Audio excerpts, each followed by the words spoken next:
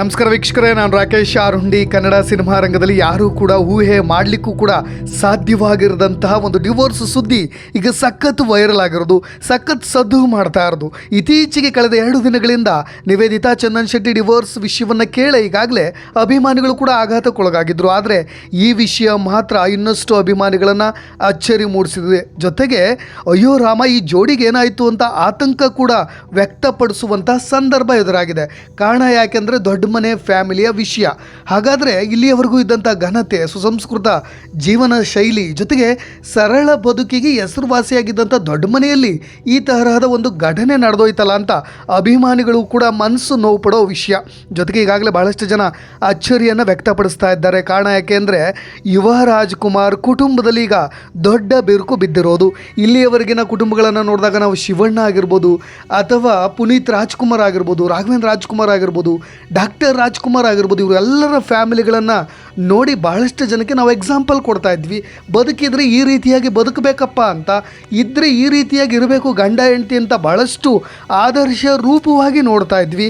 ಆದರೆ ಈಗ ಅದೇ ಕುಟುಂಬದಲ್ಲಿ ಒಂದು ಸಂಸಾರ ಬಿರುಕು ಬಿಟ್ಟಿರೋ ಕತೆ ಈಗ ಜಗಜ್ಜಾಹೀರ್ ಆಗ್ತಾ ಇರೋದು. ನಿಜಕ್ಕೂ ಕೂಡ ಯಾರೂ ಕೂಡ ಇದನ್ನು ಶಂಕೆ ಕೂಡ ವ್ಯಕ್ತಪಡಿಸಿರಲಿಲ್ಲ, ಜೊತೆಗೆ ಅನುಮಾನಗಳು ಕೂಡ ಇರಲಿಲ್ಲ.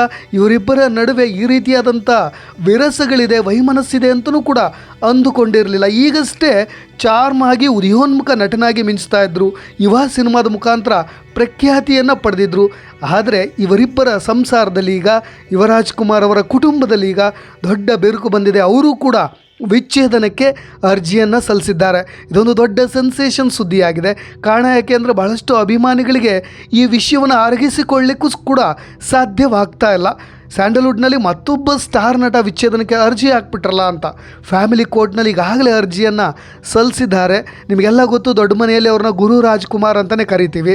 ಮೊದಲ ಡಿವೋರ್ಸ್ ಕೇಸ್ ಇದು ದೊಡ್ಡ ಮನೆಯಲ್ಲಿ ಕೇಳಿಬರ್ತಾ ಇರೋದು. ಎಲ್ಲರಿಗೂ ಕೂಡ ಆದರ್ಶದ ಸಾಂಕೇತಿಕವಾಗಿ ಬದುಕಿದ್ದಂಥ ಫ್ಯಾಮಿಲಿಯಲ್ಲಿ ಮೊದಲ ಬಾರಿಗೆ ನಿಜಕ್ಕೂ ಕೂಡ ಅವರು ಭಾಮ ಇದ್ರು, ಚಿಕ್ಕಪ್ಪ, ದೊಡ್ಡಪ್ಪ, ಬರೋಬ್ಬರಿ 100 ಜನರು ಕೂಡ ಒಂದೇ ಮನೆಯಲ್ಲಿ ಊಟ ಮಾಡ್ತಿದ್ದಂಥ ಕಾಲ ಇತ್ತು ಡಾಕ್ಟರ್ ರಾಜ್ಕುಮಾರ್ ಕಾಲ. ಎಲ್ಲರೂ ಕೂಡ ಅದನ್ನು ಎಕ್ಸಾಂಪಲಾಗಿ ಕೊಡ್ತಾಯಿದ್ರು. ಅಣ್ಣ ಅವರು ಇದ್ದಾಗ ಅವ್ರ ಫ್ಯಾಮಿಲಿ ಹೇಗಿತ್ತಲ್ಲ ಅದನ್ನು ಎಲ್ಲರೂ ಕೂಡ ಮಾರ್ಗದರ್ಶಕವಾಗಿ ತೆಗೆದುಕೊಳ್ತಾ ಇದ್ರು. ಆದರೆ ಈಗ ಈ ಜನ್ರೇಷನ್ನಲ್ಲಿ ಯುವ ರಾಜ್ಕುಮಾರ್ ಅದನ್ನು ಎಲ್ಲವನ್ನೂ ಕೂಡ ಸುಳ್ಳು ಮಾಡಿಬಿಟ್ರ, ಮುರಿದು ಬಿಟ್ರ, ಆ ಒಂದು ಯರ ಇತ್ತಲ್ಲ, ಪರ್ವ ಇತ್ತಲ್ಲ, ಅದೆಲ್ಲವೂ ಕೂಡ ಈಗ ನುಚ್ಚು ನೂರಾಗೋಯ್ತಾ ಅಂತ ಅಭಿಮಾನಿಗಳು ಮಾತನಾಡ್ಕೊಳ್ತಾ ಇರೋದು. ದೊಡ್ಡ ಮನೆಯ ಮಗ ಗುರು ರಾಜ್ಕುಮಾರ್ ವಿಚ್ಛೇದನಕ್ಕೆ ಅರ್ಜಿಯನ್ನು ಸಲ್ಲಿಸಿದ್ದಾರೆ. ಕಳೆದ 6ನೇ ತಾರೀಕೆ ಅರ್ಜಿ ಸಲ್ಲಿಸಿದ್ದಾರೆ Guru Rajkumar. That means Yuvraj Kumar. MC act section 13(1) ಕಲಂ ಅಡಿಯಲ್ಲಿ ಅರ್ಜಿಯನ್ನು ಸಲ್ಲಿಸಿರೋದು. ಈಗಾಗಲೇ ಕೋರ್ಟ್ ಕೂಡ ಈ ಕೇಸ್ನ ಕೈಗೆತ್ತಿಕೊಂಡಿದೆ. ಜೊತೆಗೆ ಪ್ರತಿವಾದಿಯಾಗಿರೋ ಗುರು ಅವರ ಪತ್ನಿ, ಅಂದರೆ ಯುವ ಅವರ ಪತ್ನಿ ಶ್ರೀದೇವಿ ಭೈರಪ್ಪ ಅವರಿಗೂ ಕೂಡ ನೋಟಿಸನ್ನು ಕೊಟ್ಟಿದೆ. ಹಾಗಾದರೆ ಏನೆಲ್ಲ ಅಪ್ಡೇಟ್ಸ್ ಇದೆ, ಕಾರಣಗಳು ಏನು, ಯಾಕೆ ಇವರಿಬ್ಬರ ಮಧ್ಯೆ ಬಿರುಸುಗಳು ಸ್ಟಾರ್ಟ್ ಆಯಿತು, ವೈಮನಸ್ಸು ಸ್ಟಾರ್ಟ್ ಆಯಿತು ಅನ್ನೋದಕ್ಕೆ ಇಲ್ಲಿದೆ ಕಾರಣಗಳು. ಈಗಾಗಲೇ ವಿಚಾರಣೆ ಮುಂದಿನ ತಿಂಗಳು ಜುಲೈ 4ಕ್ಕೆ ಕೋರ್ಟ್ ನಿಗದಿ ಮಾಡಿದೆ. ತನ್ನ ಪತ್ನಿಯ ವಿರುದ್ಧವೇ ಕ್ರೌರ್ಯದ ಆರೋಪವನ್ನು ಮಾಡಿದ್ದಾರೆ. ಹಾಗಾದರೆ ಇವರಿಬ್ಬರ ಮಧ್ಯೆ ಆ ರೀತಿಯಾದಂಥ ಸಂಬಂಧ ಬೆರುಕು ಬಿಟ್ಟಿತ್ತ, ಇಷ್ಟು ಜಗಳ ತಾರಕಕ್ಕೆ ಏರಿತ್ತ ಅನ್ನೋ ಎಲ್ಲ ಅನುಮಾನಗಳು ಈಗ ಮನೆ ಮಾಡ್ತಾ ಇರೋದು. ಹಾಗಾದರೆ ಇಲ್ಲಿಯವರೆಗೂ ಇವರು ವೇದಿಕೆಗಳಲ್ಲೆಲ್ಲ ಕಾಣಿಸ್ಕೊಳ್ತಾ ಇದ್ರಲ್ಲ, ಇಷ್ಟು ಪ್ರೀತಿಯಿಂದ ನಡೆದುಕೊಳ್ತಾ ಇದ್ರಲ್ಲ, ಇವೆಲ್ಲವೂ ಶುದ್ಧ ಸುಳ್ಳ ಅನ್ನೋ ಶಂಕೆ ವ್ಯಕ್ತವಾಗ್ತಾ ಇದೆ. ಜೊತೆಗೆ ಕ್ರೌರ್ಯದ ಆರೋಪವಲ್ಲದೆ ಅಗೌರವದಿಂದ ನನ್ನನ್ನು ನೋಡಿಸ್ಕೊಳ್ತಾ ಇದ್ದಾರೆ ಅನ್ನೋ ಗಂಭೀರ ಆರೋಪವನ್ನು ಕೂಡ ಇದೇ ಯುವ ರಾಜ್ಕುಮಾರ್ ಮಾಡಿದ್ದಾರೆ. ಜೊತೆಗೆ ಪತ್ನಿ ಮಾನಸಿಕ ಟಾರ್ಚರನ್ನು ಕೊಡ್ತಾ ಇದ್ರಂತೆ ಅನ್ನೋ ಆರೋಪದಡಿಯಲ್ಲೂ ಕೂಡ ಈಗಾಗಲೇ ಕೇಸ್ ದಾಖಲಾಗಿರೋದು. ಹಾಗಾದರೆ ಈಗ ದೊಡ್ಡ ಮನೆಯ ಕೇಸ್ ಈಗಾಗಲೇ ಕರ್ನಾಟಕದಾದ್ಯಂತ ಸದ್ದು ಮಾಡ್ತಾ ಇದೆ. ನಿಜಕ್ಕೂ ಆದರ್ಶವಾಗಿ ಬದುಕಬೇಕಾಗಿದ್ದಂಥ ಜೋಡಿಯ ಸಂಸಾರದಲ್ಲಿ ಈ ರೀತಿಯಾದಂಥ ಬಿರುಕು ಮೂಡ್ತಲ್ಲ ಅಂತ ಕಳೆದ 2 ದಿನಗಳಿಂದಲೂ ಕೂಡ ಬಹಳಷ್ಟು ಜನರು ದೊಡ್ಡ ಮನೆಯನ್ನೇ ಎಕ್ಸಾಂಪಲ್ ಆಗಿ ಕೊಡ್ತಾ ಇದ್ರು. ಆದರೆ ಈಗ ಈ ವಿಷಯವೂ ಕೂಡ ಈಗ ಬಯಲಿಗೆ ಬಂದುಬಿಡುತ್ತಲ್ಲ, ಅದು ದೊಡ್ಡ ವಿಪರ್ಯಾಸವೇ ಸರಿ. ಕಾರಣ ಯಾಕೆಂದರೆ ಯುವರಾಜ್ ಕುಮಾರ್ ಹಾಗೂ ಪತ್ನಿ ಡಿವೋರ್ಸ್ ವಿಷಯವಾಗಿ ಈಗ ಸದ್ದು ಮಾಡ್ತಾ ಇರೋದು. ಮೇ 6ನೇ ತಾರೀಕು ಕೋರ್ಟ್ಗೆ ಅರ್ಜಿಯನ್ನು ಸಲ್ಲಿಸಿದ್ದಾರೆ. ಈಗಾಗಲೇ ಸೋಷಿಯಲ್ ಮೀಡಿಯಾಗಳೇನಿತ್ತಲ್ಲ ಇವರಿಬ್ಬರ ನಡುವೆ ಅದೆಲ್ಲವನ್ನೂ ಕೂಡ ಅನ್ಫಾಲೋ ಮಾಡ್ಕೊಂಡಿದ್ದಾರೆ.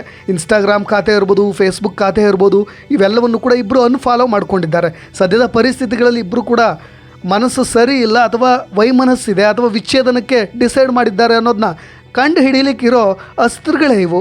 ಒಂದು ಸೋಷಿಯಲ್ ಮೀಡಿಯಾಗಳಲ್ಲಿ ಒಬ್ರಿಗೊಬ್ರು ಅನ್ಫಾಲೋ ಮಾಡಿಬಿಟ್ರೆ ಮುಗಿದು ಕ್ಲಿಯರ್, ಅಲ್ಲಿಗೆ ಇವರಿಬ್ಬರು ಕೂಡ ದೂರ ಆಗ್ತಾ ಇದ್ದಾರೆ ಅಥವಾ ಇಬ್ಬರು ಕೂಡ ಬೇರೆ ಆಗಲಿಕ್ಕೆ ಡಿಸೈಡ್ ಮಾಡ್ಕೊಂಡಿದ್ದಾರೆ ಅಂತ. ಆದರೆ ಅಧಿಕೃತವಾಗಿ ಇಬ್ಬರು ಕೂಡ ಎಲ್ಲೂ ಹೇಳ್ಕೊಂಡಿಲ್ಲ, ಮಾಧ್ಯಮಗಳ ಮುಂದೆ ಮಾಹಿತಿಯನ್ನು ಹಂಚ್ಕೊಂಡಿಲ್ಲ. ಆದರೆ ಇತ್ತೀಚಿನ ದೊಡ್ಡ ಮನೆ ಯಾವ ಕಾರ್ಯಕ್ರಮದಲ್ಲೂ ಕೂಡ ಶ್ರೀದೇವಿ ಭಾಗಿಯಾಗ್ತಾ ಇರಲಿಲ್ವಂತೆ, ಎಲ್ಲೂ ಕೂಡ ಕಾಣಿಸ್ಕೊಂಡಿಲ್ಲ. ಇತ್ತೀಚೆಗೆ ಯುವ ಸಿನಿಮಾದ ಶೂಟಿಂಗ್ ಆಗಿರ್ಬೋದು ಅಥವಾ ಪ್ರಮೋಷನ್ ಆಗಿರ್ಬೋದು, ಯಾವ ವಿಷಯಗಳಲ್ಲೂ ಕೂಡ ಶ್ರೀದೇವಿಯವರು ಭಾಗವಹಿಸಿಲ್ಲ. ಹಾಗಾಗಿಯೇ ಇಲ್ಲಿಯವರೆಗೂ ಒಂದಿಷ್ಟು ಅನುಮಾನಗಳು ಆಪ್ತ ವಲಯದಲ್ಲಿ ಕೇಳಿ ಬರ್ತಾ ಇತ್ತು, ಇವರಿಬ್ಬರ ಮಧ್ಯೆ ಯಾವುದು ಸರಿ ಇಲ್ಲ ಅಂತ. ಈಗ ಕ್ಲಿಯರ್ ಕಟ್ ಫಿನಿಶ್ ಆಗಿದೆ.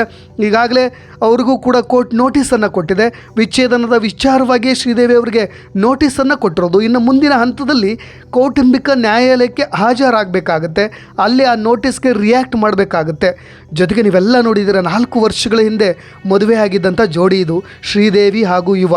ಇಡೀ ದೊಡ್ಡ ಮನೆ ಕುಟುಂಬವೇ ಹೋಗಿ ನಿಂತು ಅದ್ಧೂರಿ ಮದುವೆಯನ್ನು ಮಾಡಿತ್ತು. ಇಬ್ಬರು ಕೂಡ ಕುಟುಂಬಕ್ಕೂ ಕೂಡ ಎಲ್ಲ ಫ್ಯಾಮಿಲಿ, ರಾಘವೇಂದ್ರ ರಾಜ್ಕುಮಾರ್ ಎಲ್ಲರೂ ಕೂಡ ಹೋಗಿ ಆಶೀರ್ವಾದ ಮಾಡಿದರು. ಜೊತೆಗೆ ನಿಮಗೆಲ್ಲ ಗೊತ್ತಿರೋ ಹಾಗೆ ಇವರ ಮೂಲ ಮೈಸೂರಿನ ಮೂಲದವರು, ಶ್ರೀದೇವಿಯೊಂದಿಗೆ ವಿವಾಹವಾಗಿದ್ದಂಥ ಯುವರಾಜ್ಕುಮಾರ್. ಆದರೆ ಈಗ ಪ್ರೆಸೆಂಟ್ ಇರೋದು ಮಾತ್ರ ಅಮೇರಿಕಾದಲ್ಲೇ ಇದ್ದಾರಂತೆ ಯುವರಾಜ್ಕುಮಾರ್ ಪತ್ನಿಯವರು. ಯಾಕೆಂದರೆ ಈಗಾಗಲೇ ವೈಮನಸ್ಸು ಶುರುವಾಯಿತು, ಒಟ್ಟಿಗೆ ಜೀವನ ಮಾಡೋದು ಬೇಡ ಅಂತ ಡಿಸೈಡ್ ಮಾಡ್ಕೊಂಡಾಯಿತು. ಕೋರ್ಟ್ಗೆ ನೋಟಿಸ್ ಕೊಡೋ ತೀರ್ಮಾನವೂ ಆದಮೇಲಂತರೂ ಅಮೇರಿಕಾದಲ್ಲೇ ಸೆಟ್ಲ್ ಆಗಿದ್ದಾರೆ. ಇವರಿಬ್ಬರು ಕೂಡ ದೂರಾಗೆ ಭಾಳಷ್ಟು ದಿನಗಳೇ ಆಗೋಗಿದೆ. ಈ ವಿಷಯ ದೊಡ್ಡ ಮನೆಯ ಎಲ್ಲ ಹಿರಿಯರಿಗೂ ಕೂಡ ಗೊತ್ತಿತ್ತು, ಆದರೆ ಎಲ್ಲ ಮುಚ್ಚಿಟ್ಟುಕೊಳ್ಳೋ ಪ್ರಯತ್ನ ಮಾಡಿದ್ದಾರೆ. ಸಾಕಷ್ಟು ಬಾರಿ ಒಟ್ಟಿಗೆ ಸೇರಿಸೋ ಪ್ರಯತ್ನ ಮಾಡಿದ್ರು, ಮನವೊಲಿಸೋ ಪ್ರಯತ್ನ ಮಾಡಿದ್ರು. ಇಲ್ಲ, ನೀವು ನಮ್ಮ ಫ್ಯಾಮಿಲಿ ಹೇಗೆ ಬದುಕಿದ ರೀತಿಯನ್ನು ನೋಡಿ, ನಮ್ಮ ಪರಂಪರೆಯನ್ನು ನೋಡಿ, ಅಣ್ಣ ಅವರು ಬದುಕಿದ ರೀತಿಯನ್ನು ನೋಡಿ, ದಯವಿಟ್ಟು ನೀವಿಬ್ಬರು ಒಂದಾಗಬೇಕು, ನೀವು ಇನ್ನೊಬ್ಬರಿಗೆ ಮಾದರಿಯಾಗಬೇಕು. ನಮ್ಮ ಫ್ಯಾಮಿಲಿಗೆ ಇದೊಂದು ದೊಡ್ಡ ಕಳಂಕವಾಗುತ್ತೆ, ದೊಡ್ಡ ಕಪ್ಪು ಚುಕ್ಕೆ ಆಗುತ್ತೆ, ದಯವಿಟ್ಟು ಈ ನಿರ್ಧಾರವನ್ನು ತೆಗೆದುಕೊಳ್ಬೇಡಿ ಅಂತ ಖುದ್ದು ರಾಘವೇಂದ್ರ ರಾಜ್ಕುಮಾರ್ ಅವರೇ ಈ ಸಮಸ್ಯೆಯನ್ನು ಬಗೆಹರಿಸಲಿಕ್ಕೆ ಟ್ರೈ ಮಾಡಿದರು. ಬಟ್ ಯಾವುದು ಕೂಡ ಸಾಧ್ಯವಾಗಿಲ್ಲ.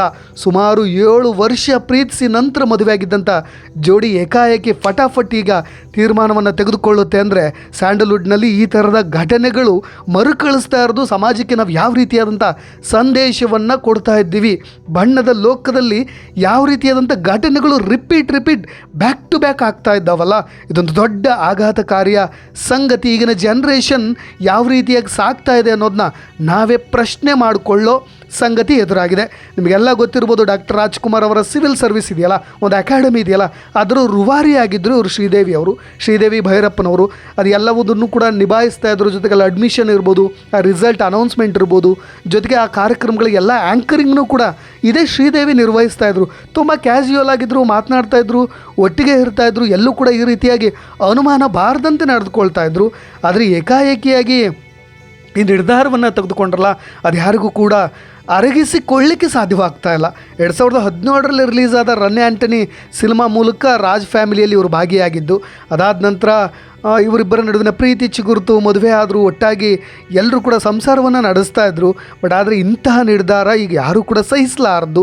ಮೈಸೂರಿನಲ್ಲೇ ಹುಟ್ಟಿ ಅಲ್ಲೇ ಶಿಕ್ಷಣವನ್ನು ಪಡೆದಿದ್ದಂಥ ಶ್ರೀದೇವಿ ಈಗ ಯುವರಾಜ್ಕುಮಾರ್ ಜೊತೆ ಬದುಕೋದಿಲ್ಲ ಅಂತ ತೀರ್ಮಾನವನ್ನು ತೆಗೆದುಕೊಂಡೇ ಈಗ ಅಮೇರಿಕಾದಲ್ಲಿ ಸೆಟ್ಲ್ ಆಗಿದ್ದಾರೆ. ಜೊತೆಗೆ ಈಗಾಗಲೇ ಫೈನಲಿ ಒಂದು ನೋಟಿಸ್ ಅಂತೂ ಕಳಿಸಾಗಿದೆ. ಈಗ ಕೌಟುಂಬಿಕ ನ್ಯಾಯಾಲಯದ ಮುಂದೆ ಇಬ್ಬರು ಬರಬೇಕಾಗುತ್ತೆ. ಅಲ್ಲಿಬ್ಬರು ಕೂಡ ಫೈನಲ್ ಡಿಸಿಷನ್ ತೆಗೆದುಕೊಂಡಿದ್ದಾರಾ ಅಥವಾ ಇಬ್ಬರಿಗೂ ಕೂಡ ಒಪ್ಪಿಗೆ ಇದೆಯಾ, ಒಮ್ಮತದ ನಿರ್ಧಾರವಾ, ಎಲ್ಲವೂ ಕೂಡ ಮತ್ತೆ ಇನ್ನೊಂದಿಷ್ಟು ಪರಾಮರ್ಶೆ ಮಾಡಿ ಮೀಡಿಯೇಟರ್, ಲಾಯರ್ ಅವರು, ವಕೀಲರು ಕೂಡ ಮನವೊಲಿಸೋ ಕಾರ್ಯಗಳು ಕೂಡ ನಡೆಯುತ್ತೆ. ಅಲ್ಲೂ ಕೂಡ ಇವರು ಒಪ್ಪದೇ ಇದ್ದಾಗ, ಇಬ್ಬರು ಸಮ್ಮತಿಯನ್ನು ವ್ಯಕ್ತಪಡಿಸಿದಾಗ, ಅಥವಾ ಏನಾದರೂ ಒಂದಿಷ್ಟು ವಿರುಸುಗಳಿದ್ದಾಗ 6 ತಿಂಗಳ ಕಾಲಾವಕಾಶ ಕೇಳಿ ಒಟ್ಟಾಗಿ ಬದುಕಲಿಕ್ಕೂ ಕೂಡ ಅವಕಾಶ ಕೊಡ್ಬೋದು. ಬಟ್ ಕ್ಲಿಯರ್ ಕಟ್ಟಾಗಿದ್ದರೆ ಇಬ್ಬರಿಗೂ ಕೂಡ ಡಿವೋರ್ಸ್ ಕೂಡ ಮಂಜೂರು ಆಗ್ಬೋದು. ಒಟ್ಟಾರೆಯಾಗಿ ದೊಡ್ಡ ಮನೆಯಲ್ಲಿ ಕೇಳಿಬಂದಂಥ ಒಂದು ದೊಡ್ಡ ಆಘಾತಕಾರಿ ಸುದ್ದಿ ಅಂತಲೇ ಹೇಳ್ಬೋದು. ಈಗಾಗಲೇ ಯುವ ಸಿನಿಮಾ ಯಾವಾಗ ಸ್ಟಾರ್ಟ್ ಆಯ್ತಲ್ಲ, ಅದಾದ ನಂತರ ಯುವರಾಜ್ಕುಮಾರ್ ಹಾಗೂ ಅವರ ಪತ್ನಿಯ ನಡುವೆ ಒಂದಿಷ್ಟು ಸಮಸ್ಯೆಗಳು ಶುರುವಾಯಿತು ಅಂತ ಕೇಳಲಾಗತ್ತೆ. ಎಲ್ಲೋ ಒಂದು ಕಡೆ ಅಲ್ಲಿ ಗಲ್ಲಿ ಗಾಸಿಪ್ಗಳು ಸಪ್ತಮಿ ಹೆಸರು ಕೂಡ ಕೇಳಿಬರ್ತಾ ಇರೋದು. ಅದನ್ನು ನಾವೆಲ್ಲ ಅಷ್ಟು ಸೀರಿಯಸ್ ಆಗಿ ತೆಗೆದುಕೊಳ್ಳೋ ಅಗತ್ಯವೇ ಇಲ್ಲ. ಯಾಕೆಂದರೆ ಅದು ಫೈನಲಿ ಏನೇ ಅಧಿಕೃತವಾಗಿ ಹೇಳಬೇಕು ಅಂದರೆ ಅದೇ ಭೈರಪ್ಪನವರು, ಶ್ರೀದೇವಿ ಭೈರಪ್ಪನವರೇ ಹೇಳ್ತಾರೆ ಯಾಕೆ ನಮ್ಮಿಬ್ಬರ ಮಧ್ಯೆ ವಿರಸಗಳು ಸ್ಟಾರ್ಟ್ ಆಯಿತು ಅಂತ. ಒಟ್ಟಾರೆಯಾಗಿ ಈಗಾಗಲೇ ಡೀಪ್ ಲವ್ನಲ್ಲಿ ಬಿದ್ದು ಮದುವೆಯಾಗಿ ಈ ರೀತಿಯಾಗಿ ಒಗ್ಗಟ್ಟಾಗಿ ಸಂಸಾರ ಮಾಡ್ತಾ ಇದ್ದಂಥ ಇಂಥ ಕುಟುಂಬದಿಂದ ಈ ರೀತಿಯಾದಂಥ ಸುದ್ದಿ ಕೇಳಿಬಂದಿದ್ದಂತೂ ನಿಜಕ್ಕೂ ವಿಪರ್ಯಾಸ, ದುರಂತವೇ ಸರಿ. ಒಟ್ಟಾರೆಯಾಗಿ ಈಗ ತಾನೇ ತಿಳಿ ಆಗ್ತಾ ಇತ್ತು. ಇದೇ ನಿವೇದಿತಾ ಗೌಡ ಮತ್ತು ಚಂದನ್ ಶೆಟ್ಟಿ ಅವರ ಕತೆ ಕೇಳಿ ಒಂದು ಹಂತಕ್ಕೆ ಬರೋ ಹೊತ್ತಿನಲ್ಲೇ ಈ ಥರದ್ದು ಸುದ್ದಿ ಮತ್ತೆ ಸ್ಯಾಂಡಲ್ವುಡ್ಗೆ ಆಘಾತ ನೀಡಿರೋದಂತೂ ನಿಜಕ್ಕೂ ಕೂಡ ಯಾರಿಗೂ ಕೂಡ ನಂಬಲಾಗದ ಸಂಗತಿ. ನೋಡೋಣ ಏನಾಗುತ್ತೆ ಅಂತ. ಅವ್ರ ನೋಟಿಸ್ಗೆ ಅವ್ರು ರಿಯಾಕ್ಟ್ ಮಾಡ್ತಾರೆ ಮತ್ತು ಕೋರ್ಟ್ಗೆ ಹಾಜರಾಗ್ತಾರೆ, ಏನೆಲ್ಲ ಬೆಳವಣಿಗೆಗಳಾಗುತ್ತೆ ಅಂತ. ಜೊತೆಗೆ ಮಾಧ್ಯಮಗಳ ಮುಂದೆ ಇನ್ನೂ ಯುವರಾಜ್ ಕುಮಾರ್ ಬರದೇ ಇರೋದರಿಂದ ಯುವರಾಜ್ ಕುಮಾರ್ ಈ ವಿಷಯವಾಗಿ ಏನೆಲ್ಲ ಹೇಳ್ತಾರೆ ಅನ್ನೋದನ್ನ ನಾವೆಲ್ಲರೂ ಕಾದು ನೋಡಬೇಕು. ದೊಡ್ಡ ಮನೆಯ ಸುದ್ದಿ ಈ ರೀತಿಯಾಗಿ ಬಯಲಾಗಬಾರ್ದಿತ್ತು ಅನ್ನೋದೇ ನನ್ನ ಅಭಿಪ್ರಾಯ ಅಂತ ಹೇಳ್ತಾ, ಮತ್ತೊಮ್ಮೆ ಇದೇ ರೀತಿಯಾದಂಥ ವಿಷಯಗಳೊಂದಿಗೆ ಮತ್ತೆ ಬರ್ತಾ ಇರ್ತೀನಿ, ಅಪ್ಡೇಟ್ಸ್ಗಳೊಂದಿಗೆ. ನಾನು ರಾಕೇಶ್ ಆರುಂಡಿ, ಧನ್ಯವಾದಗಳು.